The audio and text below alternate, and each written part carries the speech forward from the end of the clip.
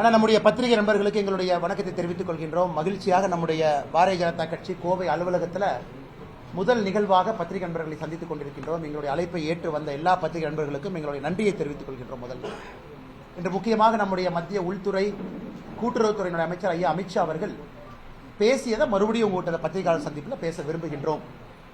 நாங்கள் ஏற்கனவே சொன்னது போல நம்முடைய மாநிலத்தினுடைய முதலமைச்சர் ஐயா ஸ்டாலின் அவர்கள் மார்ச் முதல் வாரத்தில் அனைத்து கட்சி கூட்டத்தை கூட்டிருக்காங்க. எதுக்கு?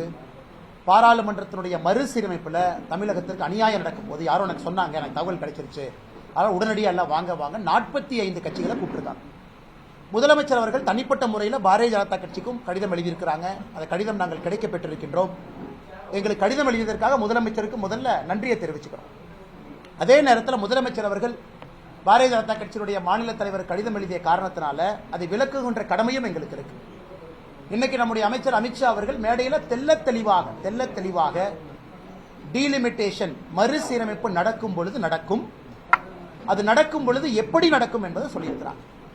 இன்னைக்கு 543 சீட் பாராளுமன்றத்தில் லோக்சபால இருக்கு, 543. இப்ப டீலிமிட்டேஷன் வரும்போது 543 என்ன சீட் வேணாலும் ஆகலாம், 600, 700, 800, 900 எந்த நம்பர் ஆனாலும் கூட விகிதாச்சார அடிப்படையில் ப்ரோ ரேட்டா 543 உதாரணத்துக்கு 800க்கு வருது அப்படின்னா ஒரு மாநிலமும் அதே சதவீத அடிப்படையிலே அதனுடைய எம்பிக்கள் சீட்டு உயரும். இன்னைக்கு இந்தியா முழுவதும் விகிதாச்சார அடிப்படையில் 543 20% உயருதுன்னா அதே ப்ரோரேட்டா அதே விகிதாச்சார அடிப்படையில் எல்லா மாநிலத்தினுடைய சீட்டும் அதே அடிப்படையில் உயரும்.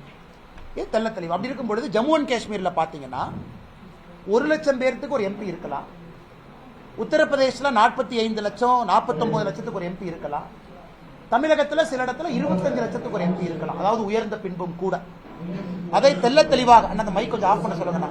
அதை தெல்ல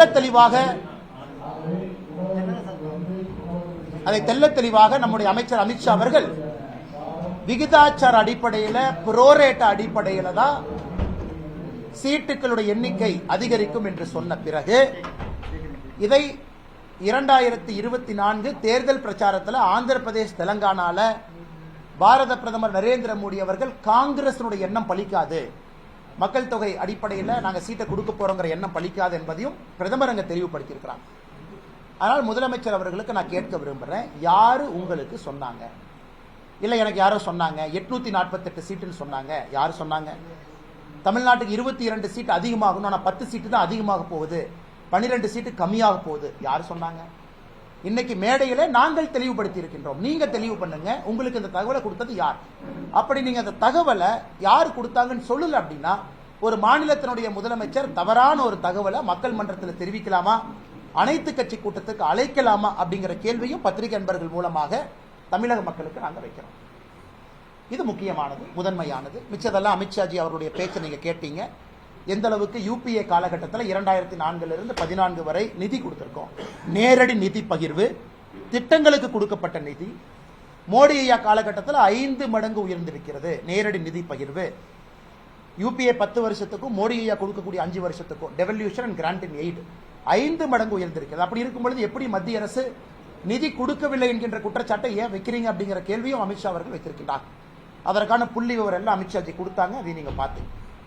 அடுத்தது இன்னைக்கு தமிழக வெற்றி கழகம் அவங்களுடைய 2வது ஆண்டு துவக்கத்தில் விழா நடந்திருக்கு.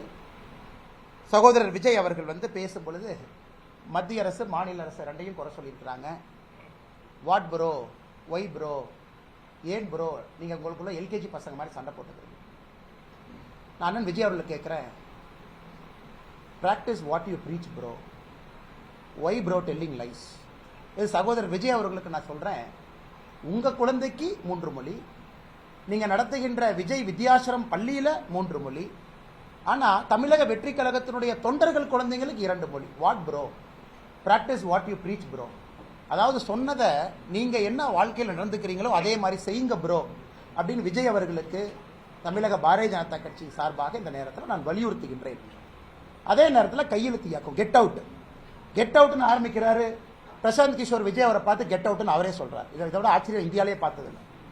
கெட் அவுட் ஆரம்பிச்சு 1 நிமிஷத்துல அருமை அண்ணன் பிரசாந்த் கிஷோர் அவர்கள் பக்கத்தில் இருக்கிறாங்க. எல்லாம் கெட் அவுட்னு கையெழுத்து போடுங்க. உடனே ஆதவ் அர்ஜுன் அவர் கையெழுத்து போடுறாரு, அண்ணன் புஷி ஆனந்த் அவர் கையெழுத்து போடுறாரு. உடனே பிரசாந்த் கிஷோர் அவர் நான் கெட் அவுட்னு சொல்லிட்டு கையெழுத்து போடாமல் எஸ்கேப் ஆகி போயிட்டார். அதனால் இந்த கெட் அவுட் ஆரம்பித்த 30 செகண்ட்லேயே இந்த கெட் அவுட்டுக்கான என்ன மரியாதை என்பது விஜய் அவர்களுக்கு ஆலோசனை சொல்லக்கூடிய சகோதரர் பிரசாந்த் கிஷோர் அவருடைய நடவடிக்கை நமக்கு காண்பித்து கொடுத்துருச்சு. அதனால இந்த கெட் அவுட் இதெல்லாம் ஒரு காரணத்திற்காக இருக்கிறது.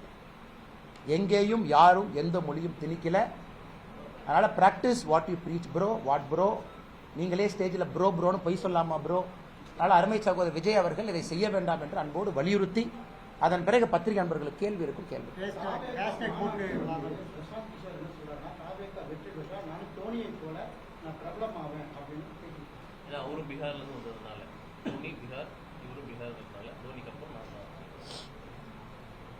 ஆனால் தோனி அவர்கள் ஆனால் தப்பில்லை. பீகார்லேருந்து ஒருத்தவங்க வர்றாங்க, தமிழ்நாட்டில் அவங்களுக்கு ஒரு பேர் கிடைக்குது, சந்தோஷம் தான். எல்லாம் இந்தியர்கள் தானே, நமக்கு எதாவது தமிழர்கள் எல்லோரையும் ஏற்றுக்கொள்கிறோம்ல. நம்ம யாரையும் நிராகரிக்கக்கூடிய தமிழர்களே இல்லையே. தமிழ்நாட்டுக்கு நல்லது யார் பண்ணாலும் ஏற்றுக்கிறோம். பிரசாந்த் கிஷோர் அண்ணுக்கு ஒரே ஒரு கேள்வி, ஏனே டிஎம்கேவை கொண்டு வந்து உட்கார வச்சுங்க? இவ்வளோ பேச்சு பேசுறீங்க, நானும் தோனியை போல் புகழ் பெற வேண்டும், நானும் பீகார் ஜார்க்கண்ட்லேருந்து வந்திருக்கேன்னு சொல்கிற பிரசாந்த் கிஷோர் அண்ணன் எதற்காக திராவிட முன்னேற்ற கழகத்தை கொண்டு வந்து ஆட்சியில் அமர்த்தீங்க?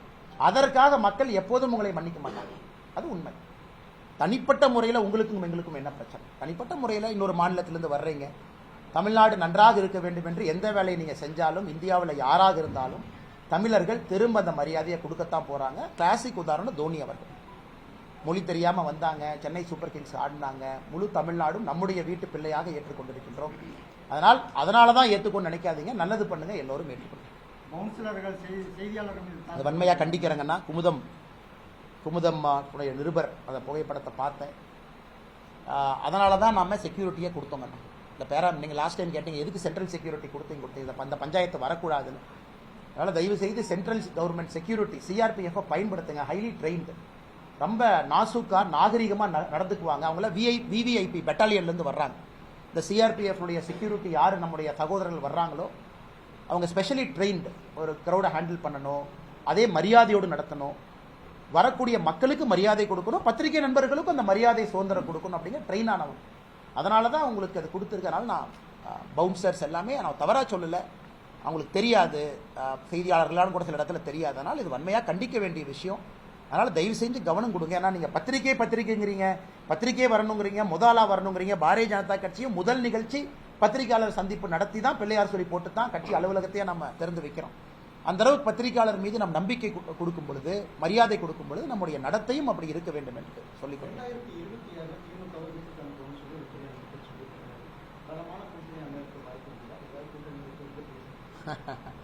அண்ணா, இன்னைக்கு அமைச்சர் அவர்கள் சிவராத்திரி, மகா சிவராத்திரி ஈஷாக்கு போறாங்க.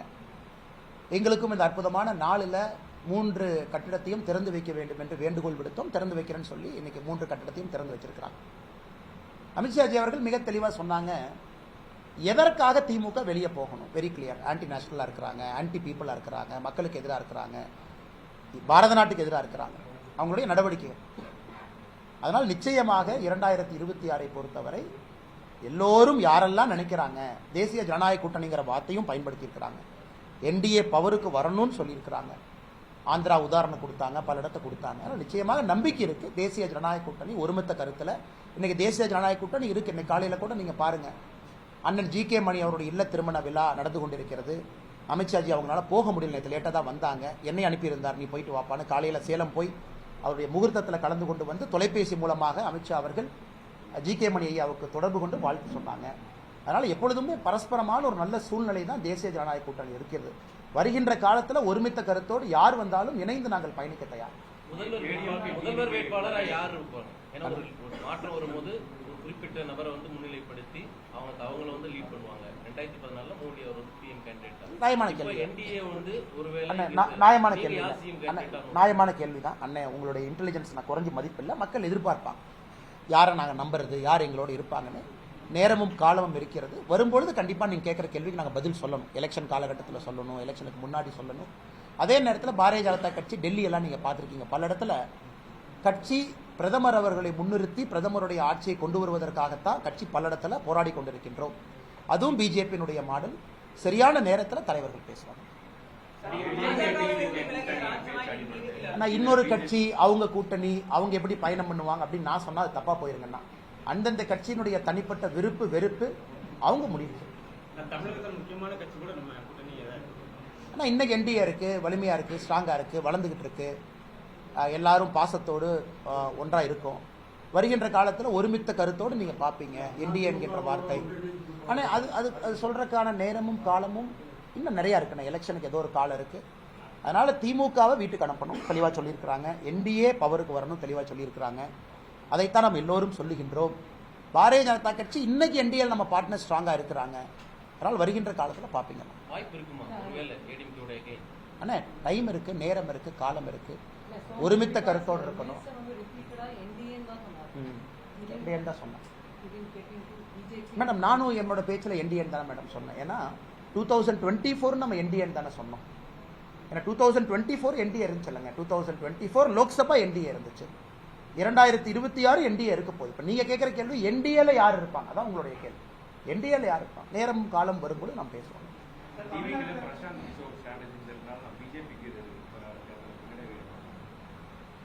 அண்ணே நான் யாரை பற்றியும் நான் தப்பாக சொல்கிற ஆள் இல்லைங்கன்னா எல்லோரும் ஒரு ஸ்ட்ராட்டஜிஸ்ட்டுக்குன்னு ஒரு ஸ்ட்ரென்த் இருக்குது, பவர் இருக்குது. அது பிரசாந்த் கிஷோர் அவர்களாக இருக்கட்டும், தமிழகத்தில் சுனில் கண்டுகுலுன்னு ஒருத்தர் இருக்கார் அவராக இருக்கட்டும். இவங்க எல்லாருமே நான் எப்பவுமே வெளியிருந்து பார்க்கக்கூடிய ஆளுமைகள். நிறைய அவங்களுக்கு அரசியல் தெரியும். நான் சும்மா போகிற போக்கில் அப்படியே தேரை வாரி அரைக்க விரும்பலை, தெரியும். அதே நேரத்தில் எந்த அளவுக்கு தெரியும் அது எனக்கு தெரியாது. ஏன்னா நாம களத்தில் இருக்கோம், கூட இருக்கோம், கீழே இருக்கோம், சுற்றிக்கிட்டு இருக்கோம். நமக்கு எந்த அளவுக்கு தெரியும், அவர்களுக்கு எந்த அளவுக்கு தெரியும். ஒரு டீம் போட்டு வேலை பார்க்குறீங்க. இந்தியாவில் இருக்கக்கூடிய எல்லா பசங்களையும் ரெக்ரூட் பண்ணி தமிழ்நாட்டில் வேலை பாருன்னு டீம் வச்சிருக்காங்க. ஸோ அந்த பசங்களுக்கு எந்த அளவுக்கு தெரியும் எனக்கு தெரியாது. அதனால யாரையும் நான் குறைச்சி மதிப்பிடல. அதே நேரத்தில் களத்தில் இருக்கக்கூடிய ஒரு தொண்டனையும் தலைவனையும் குறைச்சி மதிப்பிடாதீங்கிறது நான் ஸ்ட்ராட்டஜிஸ்ட்டை சொல்றேன். ஏன்னா ஒரு ஸ்ட்ராட்டஜிஸ்ட் அரசியல் களத்தில் இறங்கும் பொழுதுதான் அந்த ஸ்ட்ராட்டஜிஸ்டுக்கு ஒரு பிரச்சனை இருக்கு. பீகார் கடுமையான அரசியல் களம், எளிதான ஒரு களம் இல்லை. ஜாதி அரசியல் நிறைந்திருக்கக்கூடிய களம். பிரசாந்த் கிஷோர் அவர்கள் அங்கே போயிருக்கிறாங்க, நின்னாங்க. நான் யாரையும் குறைச்செல்லாம் மதிப்பில்லை. வருகின்ற காலத்தில் பிரசாந்த் கிஷோர் அவர்கள் வளர்வார்களா, ஜனசுராஜ் வளருமான்னு தொடர்ந்து பார்க்கணும். ஆனால் இந்த முறை நடக்கக்கூடிய பீகார் தேர்தலையும் என்டிஏ தான் ஜெயிக்க போகுது. எழுதி வச்சுக்கங்க. NDA will win. பிஜேபி கடந்த முறை போல பெரிய அளவில் பிஜேபி அங்கே எம்எல்ஏக்களை பெற போறோம். இன்னைக்கு நான் சொல்றதை எழுதி வச்சுக்கங்க. தமிழ்நாட்டுக்கு முன்னாடி நடக்கத்தான் போகுது. களத்தில் பிரசாந்த் கிஷோர் அவருடைய ஜனசுவராஜ் இருக்கத்தான் போகுது. தமிழ்நாடு எலெக்ஷனுக்கு முன்னாடியே நீங்க பார்க்கத்தான் போறீங்க. பிரசாந்த் கிஷோருடைய கட்சி இருக்கும், பிஜேபி இருக்கும், யார் அதிகமாக ஜெயிப்பாங்கன்னு பாருங்க. அதனால் லாங் ஸ்டாண்டிங்கா பாலிடிக்ஸ்ல நிக்கணும். 10 ஆண்டுகள் 20 ஆண்டுகள் கழிச்சு சில பேருக்கு வாய்ப்பு வரும். அதனால எல்லோருக்கும் நான் வாழ்த்துக்களை தெரிவிச்சுக்கிறேன். ஸ்ட்ராட்டஜிஸ்ட் வந்தனால கேம் மாறும். கோச் முக்கியமா, கேப்டன் முக்கியமா, பிளேயர் முக்கியமான எப்பொழுதுமே player first, captain second, coach தான்.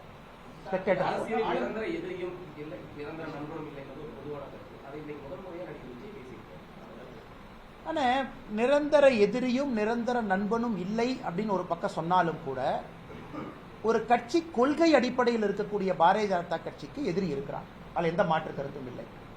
அப்படி சொல்லும் பொழுது நாங்களும் காங்கிரஸும் இன்னைக்கு எதிரியா இருக்கோம், நாளைக்கு நண்பாக முடியுமா? வாய்ப்பே இல்லை. ஏன்னா நம்முடைய சித்தாந்தங்கள் வேறு வேறு. மக்கள் பார்த்து ஓட்டு போடுறாங்க. அதே போல நாங்களும் பல கட்சிகளும் ஒன்றாக இருக்க முடியுமா? இருக்க முடியாது. சில இடத்துல காம்ப்ரமைஸ் பண்ணி ஒரு நாட்டினுடைய நலனுக்காக அது நடந்திருக்கு. 99 2004 என்டிஏ ஆட்சி, அடல் பிகாரி வாஜ்பாயினுடைய ஆட்சியில் நடந்திருக்கு இல்லைன்னு நான் சொல்லல.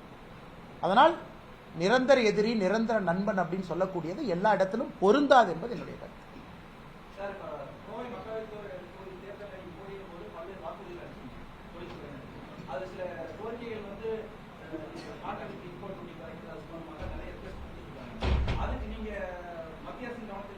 கொண்டு போறோம்னா பண்ணிட்டே இருக்கோம். குறிப்பா அதனாலதான் காட்டன் பாலிசியை இந்த பட்ஜெட்ல நீங்க பார்த்துருக்கணும். ஏன்னா நம்முடைய கோவை தொழில்துறை நம்ம மேனிஃபெஸ்டோல பார்த்தீங்கன்னா ஒரு முக்கியமான பாயிண்ட் காட்டன் பாலிசி 2.0 நம்ம பேசணும், மேனிஃபெஸ்டோல பேசணும். அது இந்த முறை கொண்டு வந்திருக்கிறோம். நீங்க பாத்தீங்களான்னு தெரியல பட்ஜெட். ஏன்னா வாஜ்பாய் காலத்தில் காட்டன் பாலிசி 1.0 இருந்துச்சு. இன்னைக்கு பிரச்சனை என்னன்னா காட்டனை பொறுத்த வரைக்கும் லாங் ஸ்டேபிள் காட்டன் வேணும் கோயம்புத்தூர் நம்முடைய சொந்தங்களுக்கு, குவாலிட்டி காட்டன் வேணும், த்ரெட் ஸ்ட்ராங்கா இருக்கும். இதான் நமக்கு. அது நமக்கு இருக்கக்கூடிய காட்டன்ல இல்ல அப்படிங்கறதுனால நம்ம பல இடத்துல இருந்து காட்டனை இம்போர்ட் பண்றோம். ஆஸ்திரேலியால இருந்து பண்றோம், ஈஜிப்ட்ல இருந்து பண்றோம். அதனால தொழில்துறையினுடைய முக்கியமான கோரிக்கை நீங்க காட்டன் பாலிசியை திரும்ப லான்ச் பண்ணி இந்தியாவில் குவாலிட்டியான காட்டனை ஊக்குவிக்கணும். ஏன்னா இந்தியாவில் எந்த பகுதி கஷ்டப்படுதோ இல்லையோ திருப்பூர் கோயம்புத்தூருக்கு தான் லாங் ஸ்டேபிள் காட்டன் வேணும். டிஷர்ட்ல இருந்து குவாலிட்டி. ஏன்னா எக்ஸ்போர்ட்ஸ் எல்லாமே லாங் ஸ்டேபிள் காட்டன்.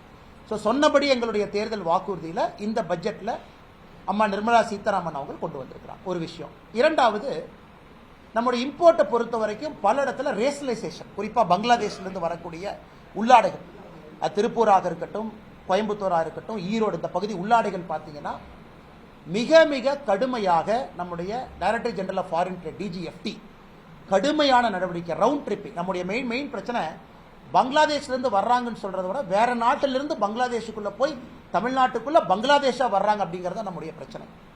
அது இந்த ஆண்டுக்கு நீங்க பாத்தீங்கன்னா DGFT மிக கடுமையாக, பியூஷ் கோயல் அவர்களுடைய அமைச்சரவை கடுமையான நடவடிக்கை எடுத்திருக்கிறாங்க. பல பேர் தொழில்துறை நம்மை பாராட்டி இருக்கிறாங்க. இதுவும் நாம தேர்தல் வாக்குறுதியை கொடுத்திருக்கோம், தொடர்ந்து செய்வோம். அதே போல மூன்றாவது நாம் கொடுத்திருப்பது FTA, ஃப்ரீ ட்ரேட் அக்ரிமெண்ட். ஏன்னா இன்னைக்கு நம்ம காட்டன் இதெல்லாம் பேசுறத விடங்கன்னா இங்க இருக்கக்கூடிய எக்ஸ்போர்ட்டர்ஸ்க்கு 5 மடங்கு எக்ஸ்போர்ட்டை வளர்க்கணும். அதுக்கு ஒரே வாய்ப்பு யூகேல இருந்து வரக்கூடிய FTA வேகமா சைன் பண்ணணும். அதற்கு தினமும் பியூஷ் கோயல் அவங்க சொல்லிட்டு இருக்காங்க எங்க இருக்கு எங்க போகுதுன்னு. உறுதியாக மிக வேகமாக FTA யூகேவோடு கையெழுத்திடப்படும் பொழுது இந்தியாவில் அதிகமாக பயன்பெறக்கூடிய பகுதி திருப்பூரும் கோயம்புத்தூருமா இருக்கும். ஏன்னா நேரடியாக அவங்களுடைய எக்ஸ்போர்ட் எண்ணெய் பொறுத்தவரை 3 to 5 மடங்கு, depending on the variety of export. Medical textile, normal T shirts, அதுவும் அதிகமாகும். ஒரு கோரிக்கை, எண்ணெயை பற்றி சொன்னோம், நேஷனல் இன்வெஸ்டிகேஷன் ஏஜென்சி, அது அமித்ஷாஜி அவர்கள் எங்களுடைய கோரிக்கை ஏற்று அதற்கான பரிசீலனை இருக்கு. ஏன்னா பவுண்டரியை ஃபிக்சேஷன் பண்ணணும். கொச்சின் ஒரு பக்கம் இருக்கு, ஒரு பக்கம் சென்னை இருக்கு. எண்ணெயை கோர்ட்டை டிக்ளேர் பண்ணோம். 98ல் பாம் பிளாஸ்ட் கோர்ட் ஒன்று இருக்கு, அது சும்மா இருக்கு. அதற்கான எல்லா வேலைகளும் நடந்து கொண்டிருப்பதாக நாங்கள் அறிகின்றோம். அதற்கான நல்ல ஒரு அறிவிப்பு மத்திய அரசு விரைவில் கொடுப்பாங்கன்னு நம்புறோம். இண்டஸ்ட்ரியலிஸ்ட் வந்து தொழில்துறைக்கு வந்து அவங்க எக்ஸ்போர்ட் பண்ணனாலுமே சர்வதேச அளவில் விற்கக்கூடிய விலையில எங்களுக்கு மூலப்பொருட்கள் கிடைக்கல. லயோசெல் வந்து இந்தியாவில் ஒரே கம்பெனி தான் மேனுஃபேக்சர் பண்ணுறாங்க. யார் மேனுஃபேக்சர் பண்ணுறாங்க? லயோசெல் ஃபைபர் வந்து சிந்தட்டிக் ஃபைபர் ஒரே கம்பெனி தான் மேனுஃபேக்சர் பண்ணுறாங்க. அவங்க ஸ்டாப் பண்ணால் எங்களுக்கு கிடைக்கல. இம்போர்ட் பண்ணுறதுக்கு BIS QCO சட்டத்தை போட்டதுனால வர முடியல. வெளிநாட்டிலேருந்து எங்களுக்கு தட்டுப்பாடு இல்லைன்னா நாங்கள் கூடுதல் விலை கொடுத்து வாங்குறோம். காட்டணும் சர்வதேச விலை விட அதிகமான விலை கொடுத்து வாங்குறோம். அப்படி இருக்கும்போது அதிகமான விலை கொடுத்து சர்வதேச மார்க்கெட்டில் மற்ற நாடுகளோட எப்படி நாங்கள் போட் பண்ணி எங்களால் ஜெயிக்க முடியும்? அதனால எங்களுக்கு இம்போர்ட் டியூட்டி கம்மி பண்ணணும். இங்கேவே நிறைய கம்பெனிஸ்க்கு வந்து இந்த QCO அதெல்லாம் ரிலீஸ் பண்ணணும் அப்படிங்கிற மாதிரி நான் சொல்லியிருக்காங்க. பட் இது தொடர்பான விஷயங்கள் செய்யாமல் எக்ஸ்போர்ட் எப்படி டெவலப் ஆகும்? அண்ணே, ஓகே, நீங்கள் சொன்ன கேள்விக்கு நேரடியாக பதில் சொல்கிறேங்கண்ணா.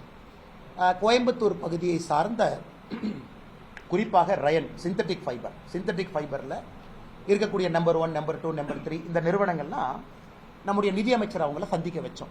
நீங்கள் அவங்கள்ட்ட கேட்கலாம், நான் பேர் சொல்ல விரும்பல. அப்போ 2 பிரச்சனைகள் முக்கியமாக அவங்க நம்முடைய நிதியமைச்சர் முன்னாடி வச்சாங்க. முதல் பிரச்சனை என்னன்னாங்கன்னா, இன்னைக்கு இந்தியாவில் உற்பத்தி ஆகக்கூடிய சிந்தட்டிக் ஃபைபர் குறைவாக இருக்கு. சில கம்பெனிகள் மட்டும்தான் உற்பத்தி பண்ணுறாங்க. இந்தோனேஷியா, குறிப்பாக இந்தோனேஷியா, ஈஸ்ட் ஏஷியாவிலிருந்து சிந்தட்டிக் ஃபைபர் இந்தியாவுக்குள்ள வந்து டம்ப் பண்ணுறாங்க. நமக்கு இந்தியாவுக்குள்ளேயும் சிந்தட்டிக் ஃபைபர் உற்பத்தி ஆகணும், ரயன் மாதிரி ஃபைபர் உற்பத்தி ஆகணும். அதே நேரத்தில் இந்தோனேஷியாவிலிருந்து டம்ப் பண்ணுறவங்களையும் ஆன்டி டம்பிங் டியூட்டியோ இம்போர்ட் டியூட்டியோ போட்டு நாம் அதை குறைப்பதற்கான முயற்சி எடுக்கிறோம். இவங்க ஆர்குமெண்ட் என்ன, ஒரே நேரத்தில் குறைச்சிட்டிங்கன்னா இந்தியாவில் பற்றாக்குறை இருக்கும் பொழுது நாங்கள் எங்கிருந்து வாங்குவோம், நேராக இது விலை ஏறிடுது. அப்போ எங்களால் ஆர்டிஃபிஷியல் ஃபைபரை வச்சு செய்ய முடியல அப்படின்னு. அதற்கான எல்லா முயற்சியும் நிதியமைச்சர் எடுக்கிறாங்க. நான் கம்பெனியினுடைய பேரை சொல்ல விரும்பலீங்கன்னா அதற்கான எல்லா முயற்சி. ஏன்னா இந்தியாவில் கண்ட்ரோல் 2 கம்பெனி கையில் தான் இருக்கு. Only 2 companies own that market share. அப்போ அவங்களையும் கண்ட்ரோலில் வைக்கணும். இந்தோனேஷியா போன்ற நாட்டில் இருக்கக்கூடியவங்களுக்கு வாய்ப்பு கொடுக்கணும்.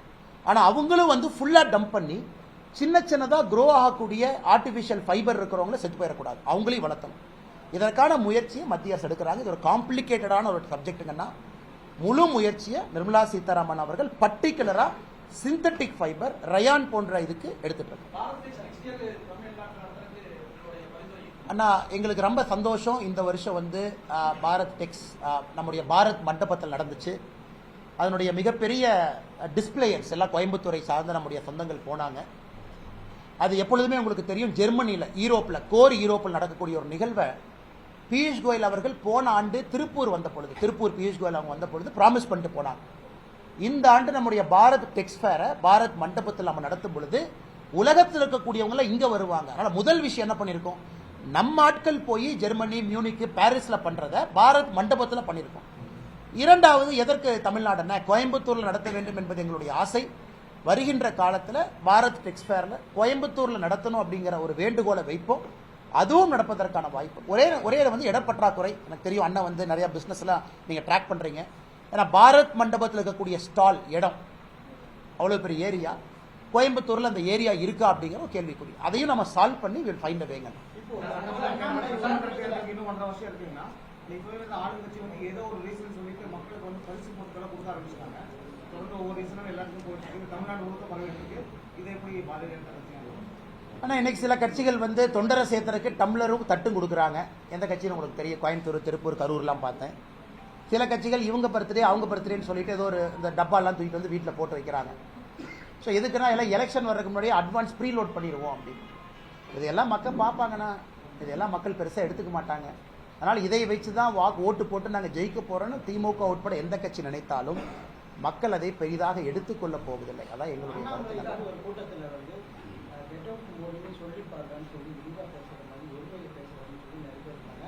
அந்த இளைஞர் கூட்டத்தில் வந்து கெட் அவுட் மோடி நிறைய பேர் ஒரு யோசனை பார்த்தாங்க. அதுக்கு பதிலடி அதான் நான் என்ன சொன்னேன், உதயநிதி ஸ்டாலின் அவர்கள் சொல்லணும். ஏன்னா அவர் மேடையில் என்ன சொன்னார், நாங்கள் இப்படியே போச்சுன்னா தமிழ்நாட்டில் கெட் அவுட் மோடின்னு சொல்லுவோம். கரூரில் நான் பேசியதற்கு 2 நாட்களுக்கு முன்பு உதயநிதி ஸ்டாலின் அவர்கள் சொன்னாங்க. அடுத்த நான் மேடையில் கல்வித்துறை அமைச்சர் அன்பில் மகேஷ் பொய்யாமொழி என்னை பேசின ஒருமையில் பேசினதை பார்த்தீங்களானே, அதை நீங்கள் பார்க்கணும். ஒரு கல்வி அமைச்சர் ஒரு பேட்டை ரவுடியா பேசினார்னா எப்படி? அந்த வீடியோ எனக்கு உங்களுக்கு காட்டுறேன். என்னை பற்றி கல்வி அமைச்சர் பேசியிருப்பார் ஒரு 7 நிமிஷம். அன்பில் மகேஷ் பொய்யாமொழி பேட்டை ரவுடி அந்த மாதிரி பேச மாட்டான். பேட்டை ரவுடி அன்பில் மகேஷ் பொய்யாமொழி ஒரு கல்வி அமைச்சர் ஒருத்தரை பற்றி எப்படி பேசலாம், தமிழ்நாட்டில் கூடிய குடிமகன், அதெல்லாம் நீங்கள் பார்க்கணும், ரொம்ப முக்கியம். அதனால தான் தெளிவாக கரூர் மேடையில் சொன்னேன், முதல் 50% அண்ணாமலையா பேசுகிறேன், அடுத்த 50% திராவிட கட்சிகள் பாணியில் அவங்களுக்கு பதில் சொல்ல போகிறேன். அதனால் தாய்மார்கள் யார் என்னை தப்பாக நினச்சக்கூடாது பேச்சில் சொல்லிட்டு ஆரம்பித்தேன். உதயநிதி ஸ்டாலினுக்கு என்ன சொன்னோம், நீங்கள் சொன்னீங்கல்ல சொல்லி பாருங்க. அவருக்கு பயம், சப்போர்ட்டுக்கு 500 பேர்த்த கூட்டு வந்தார். அவர் தனியாக சொன்னால் மாட்டிக்குவாங்க. 500 சின்ன பசங்களை பின்னாடி உட்கார வச்சுட்டு எல்லாம் கெட் அவுட் மோடின்னு சொல்லுங்க அப்படின்னு. அந்த சின்ன பசங்க இளைஞரணின்னு சொல்லிட்டு அவங்க பின்னாடி உட்காந்து திமுக கெட் அவுட் மோடினாங்க. அதுக்கு பதிலடி என்ன, 24 மணி நேரம் டைம் கொடுத்தோம்.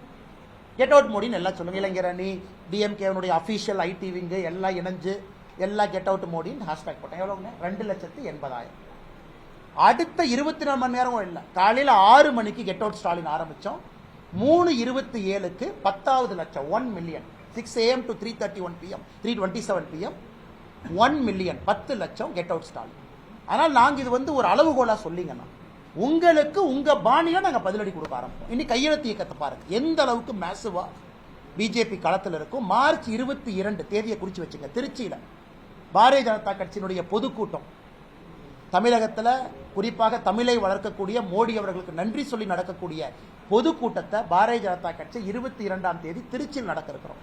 அந்த கூட்டத்தை பாருங்க, கிரவுண்ட்லையும் பாருங்க, சமூக வலைதளத்தில் பாருங்க. திராவிட முன்னேற்ற கழகத்துக்கு ஈக்குவல்னு சொல்ல மாட்டோம், அவர்களை விட ஒரு படி மேலே போய் நாங்கள் பதிலடி கொடுக்க ஆரம்பிச்சோம். இல்லாட்டி அவங்க திருந்த மாட்டாங்க, இப்படியே பேசுவாங்க, 29 பைசா மோடிம்பாங்க. அவர்களுக்கு அவங்க பாணியில் பேசினா மட்டும்தான் அவர்களுக்கு புரியும். அதே மருந்து அடுத்து அவங்களுக்கு கொடுக்குறோம்.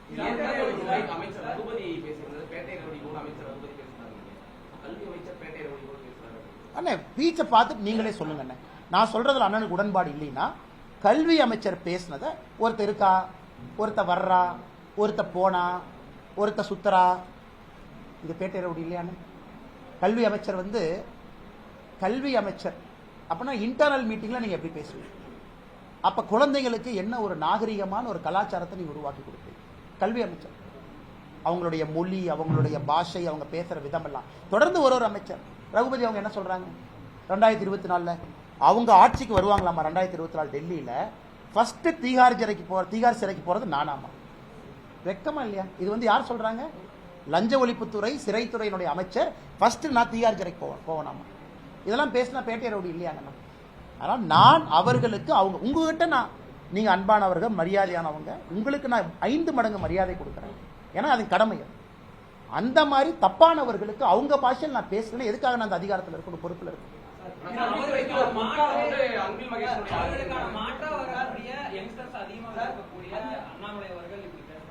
அண்ணே எல்லா யங்ஸ்டர்ஸும் நான் பேசுனதை தப்புன்னு ஒருத்தர் கூட சொல்லிங்கன்னா எல்லாருமே விரும்புறாங்க. காரணம் என்னன்னா, அண்ணா நீங்க தப்பா எதுவும் பேசலையே, அவர் மோடியை பத்தி தப்பா சொல்றாரு, மோடியினுடைய தாயை பத்தி தப்பா சொல்லியிருக்காங்க, நீங்க பதிலடி கொடுக்குறீங்க. அவங்களுக்கு நீங்க சொல்றீங்க, சொல்லி பாருங்க. அது தெளிவா நீங்க மேடையில சொல்லிட்டு சொல்றீங்க. இல்ல எந்த இளைஞர்கள் என்ன நான் கோவப்பட போறாங்க? எல்லா இளைஞர்களுக்கும் தெரியும், சில இடத்துல முள்ளால தாங்க நான் எடுக்கணும். பார்க்கடலை கடந்த பொழுது சிவபெருமான் எதுக்குன்னு விஷத்தை குடிச்சார். விஷம்னு தெரிஞ்சும் ஏன் குடிச்சார்? சில பேர் அந்த விஷத்தை குடிச்சுதான் ஆகணும். அதில் தான் இருக்கிறோம் தவிர ஒரு தனி மனிதனுக்கு நான் கொடுக்கக்கூடிய மரியாதை எப்பொழுதும் எங்கேயும் நான் குறைக்க போவதில்லை.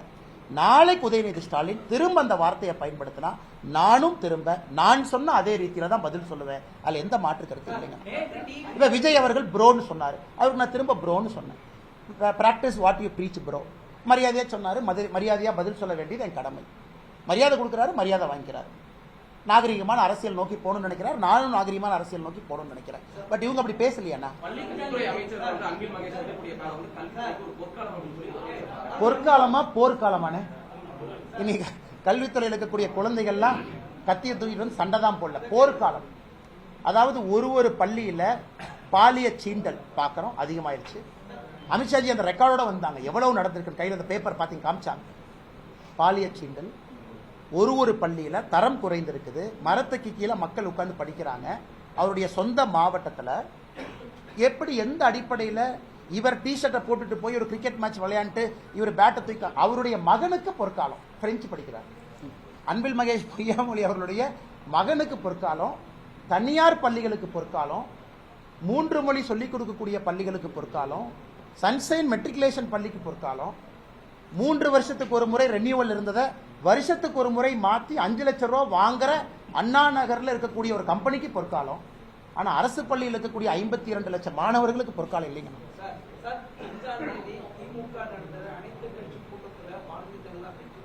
அண்ணா கலந்து கொள்ளும் கடிதம் எனக்கு தான் அனுப்பிச்சிருக்காரு.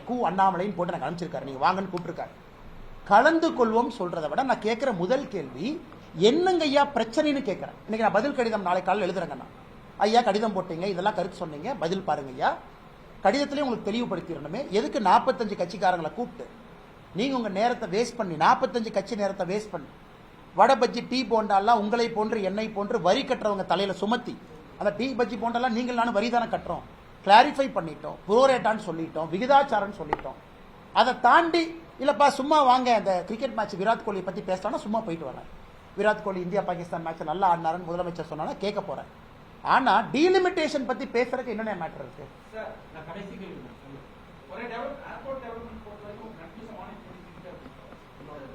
எங்களுடைய நம்பர் ஒன் ப்ரையாரிட்டி கோயம்புத்தூருக்கு ஏர்போர்ட் எக்ஸ்பான்ஷன் நம்பர் 1 ப்ரையாரிட்டி. அது நடந்தா எல்லாம் நடந்துருங்கண்ணா. அதற்கான வேலைகள் மிக வேகமாக ஆரம்பித்திருக்கின்றார்கள். கண்டினியூஸ் ஃபாலோஅப்ல இருக்கும். அது இப்ப இருக்கக்கூடிய விமான போக்குவரத்து அமைச்சர் வேகமாக செயல்படக்கூடியவர். எப்படி ஜோதிராதித்ய சிந்தியா அவங்க வேகமாக செயல்பட்டாங்களோ அதே போல இளமையானவர் ராம்மோகன் அவர்கள் மிக வேகமாக செயல்படுறாங்க. மிக வேகமாக கோயம்புத்தூருக்கு கொடுப்பது எங்களுடைய ஹையஸ்ட் ப்ரையாரிட்டி. கட்டாயமா கொடுப்போம்.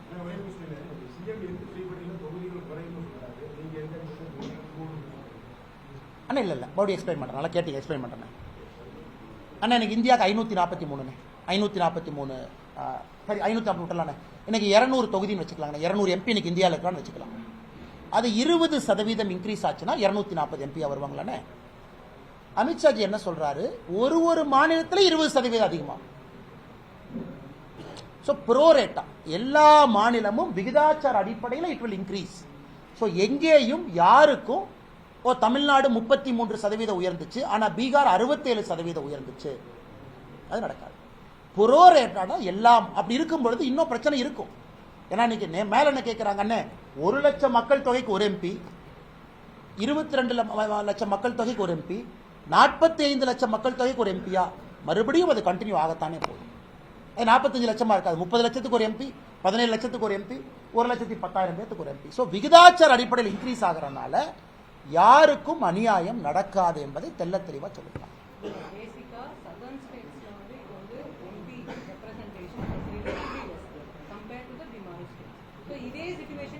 Madam, no. Now you are making a new argument. Madam's argument is, we are only saying the current 543 is fixed on 1971 census, madam. So now new census conduct பண்ணதுக்கு அப்புறம் நாம இந்த புதிய ஒரு எண்ணிக்கையை ஃபிக்ஸ் பண்ண போறோம். அப்ப இருப்பது எல்லாம் ப்ரொபோர்ஷனேட்டா தான் உயரும். 543 might become 800, 850, 900. அந்த இன்க்ரீஸ் தான் ஒரு மாநிலத்தோட இன்க்ரீஸ் அப்படின்னு சொல்லியிருக்கிறாங்க. அப்ப இதே லாஜிக் நம்ம பார்க்கும் பொழுது மேடம், இன்னைக்கு யூபி அவங்க கேட்பாங்க, இல்லை எங்களுக்கு அநியாயம் ஆயிடுச்சு, நாங்க எப்படி 50 லட்சம் பேருக்கு ஒரு எம்பிங்கிறீங்க, நீங்க 25 லட்சம் பேருக்கு ஒரு எம்பி. ஆனா இந்தியாவில் அவங்களும் பேசுறாங்க. ஸோ அமித்ஷாஜி அவர்கள் சொல்வது குறிப்பாக தென்னிந்தியாவில் உங்களுக்கு பிரச்சனை யாருக்குமே இருக்காது, புரோரேட்டா இன்க்ரீஸ். இது நேற்று ஸ்டாலின் அவர்கள் எழுதியிருக்கக்கூடிய கடிதத்திற்கு நேர் எதிர்.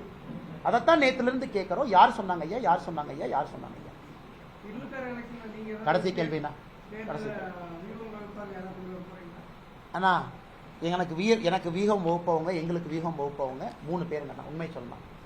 முதல்ல தமிழ்நாட்டு மக்கள், அவங்கள்ட்ட போய் காது கொடுத்து கேட்கணும். 2வது கட்சி தொண்டர்கள், அவங்க கீழே இருந்து மேலே சொல்லணும்.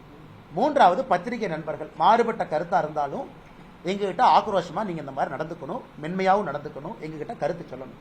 இந்த 3 பேர்த்துக்கிட்டே டச்சில் இருந்தா எப்பொழுதுமே ஒரு மனிதன் நிதானமா இருப்பான். சில இடத்துல நீங்க சொல்ற கருத்து பிடிக்காம இருக்கலாம், ஆனா 3 கருத்தையும் காது கொடுத்து கேட்டா அந்த 3 பேர் 450 கோடி, 500 கோடி, 300 கோடி, 180 கோடி, எனக்கு அமௌண்ட்லாம் தெரியாதுண்ணே, அதெல்லாம் கொடுக்கறதுக்கு எங்க பண்ணது?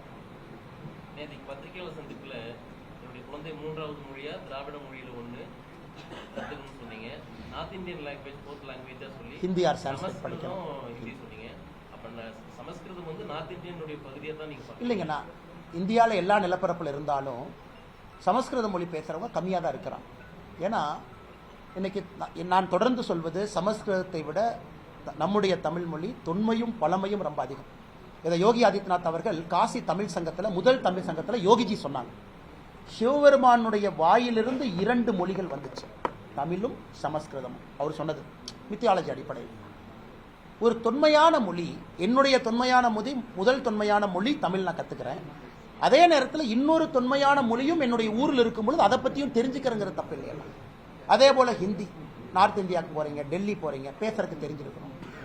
பக்கத்து மாநிலத்துக்கு கண்டிப்பா போகத்தான் போறீங்க. உறவினர்கள், நண்பர்கள், ஃப்ரெண்ட்ஸ், ரிலேட்டிவ்ஸ் எல்லாம் இருக்கிறாங்க. பெங்களூர்ல அவ்வளவு பேர், திருவனந்தபுரத்து, கொச்சின்ல இருக்காங்க, பாலக்காட்டில் அவ்வளவு தமிழர்கள் இருக்கிறாங்க. நம்மகிட்ட வந்து ஓட்டு போட்டுட்டு போறாங்க. அதனால ஒரு மலையாளம் கற்றுக்கொள்வது தப்பு இல்லையா? நான் என்னுடைய சிந்தனையை பொறுத்தவரை நான் இன்னைக்கு 4 மொழி பேசுறேன், 5வது மொழியை பேச கத்துக்கிறேன். படிப்படியா 26 வயசு வரைக்கும் 2 மொழி தான் தெரியும். கத்துக்க முயற்சி பண்ணும் பொழுது மொழி கற்றுக்கிறது அப்படிங்கிறது சாகர வரைக்கும் செய்யலான்னு தான் நான் சொல்றேன். ஏன் பள்ளியோட நிறுத்துறீங்க? என் குழந்தைகள் 3, 4 வளர்ந்துகிட்டே இருக்கும். நன்றிங்கண்ணா. Thank you for your time. Yes madam. அண்ணே சாப்பிட்டு போங்கண்ணே.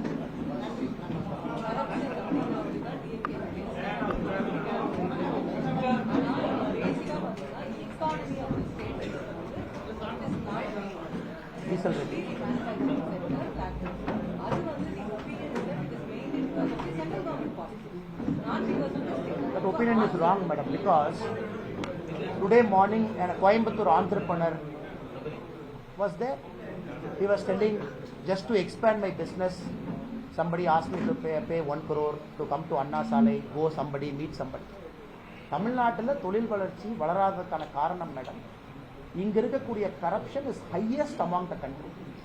ஏன்னா மோடிஜியை பொறுத்த வரைக்கும் எல்லா மாநிலத்துக்கும் ஈக்குவல் ஆப்பர்ச்சுனிட்டி கொடுக்குறாங்க எஃப்டிஐ அட்ராக்ஷனுக்கு. போய் Tamil Nadu is attracting less FDI madam. இதுக்கும் மத்திய அரசுடைய பாலிசி என்ன? இன்னைக்கு தமிழ்நாடுக்கு வந்திருக்கக்கூடிய ஆப்பிள் மேனுஃபேக்சரிங்ல இருந்து முக்கியமான கம்பெனியும் மத்திய அரசினுடைய ஒரு ஸ்கீம்னால தான் வந்திருக்காங்க. அதுவும் இவங்க எந்த ஸ்கீம்னாலே வரல மேடம். அதே ஸ்கீம் ஆந்திரா, அதே ஸ்கீம் தெலுங்கானா, அதே ஸ்கீம் டெல்லி, யூபியினுடைய கர்நாடகா இன்வெஸ்ட்மெண்ட்டை பாருங்க. இன்னைக்கு அசாம் இன்வெஸ்ட்மெண்ட் நடந்துட்டு இருக்கு. இண்டோர் நேற்று முடிஞ்சது. அவங்களுடைய குவாலிட்டியை யாராச்சும் ஒரு ஜேர்னலிஸ்ட் நண்பர் டைம் எடுத்து கம்பேர் பண்ணி எழுதுனீங்கன்னா அவங்களுக்கு வர்ற குவாலிட்டி கம்பெனிஸும் நமக்கு வர்றது யாருமே. ஏன்னா அக்சசிபிளா இருக்காங்க. மத்திய பிரதேசனுடைய சிஎம் இங்க வர்றாங்க, லீமெரிடியன் உட்கார்ந்து ஒரு தொழிலதிபரை பார்த்து டீ சாப்பிட்றாங்க. திருப்பூர்காரங்க வீட்டுக்கு மத்திய பிரதேச சிஎம் போறாங்க. நான் ஏற்கனவே சொன்னேன், அந்த நிகழ்ச்சியில் நான் வேண்டுமென்றே பங்கேற்கல. நம்ம ஊருக்கு வர்றாங்க, முதலில் எடுத்துட்டு போறாங்க, நம்ம போக வேண்டாம். நம்ம முதலமைச்சர் அதெல்லாம் செய்யணும் மாட்டாங்க. எதுவுமே செய்யாம ஸ்பெயின் போறேன், அங்க போறேன், இங்க போறாங்க. அதனால குற்றம் மாநில அரசின் மீது இருக்கிறத தவிர மத்திய அரசின் மீது திசை திருப்பது மாபெரும் தவறு. மாநில அரசு அந்த மாதிரி உங்கள்கிட்ட ஒரு கருத்து வச்சாங்கன்னா அது தவறு.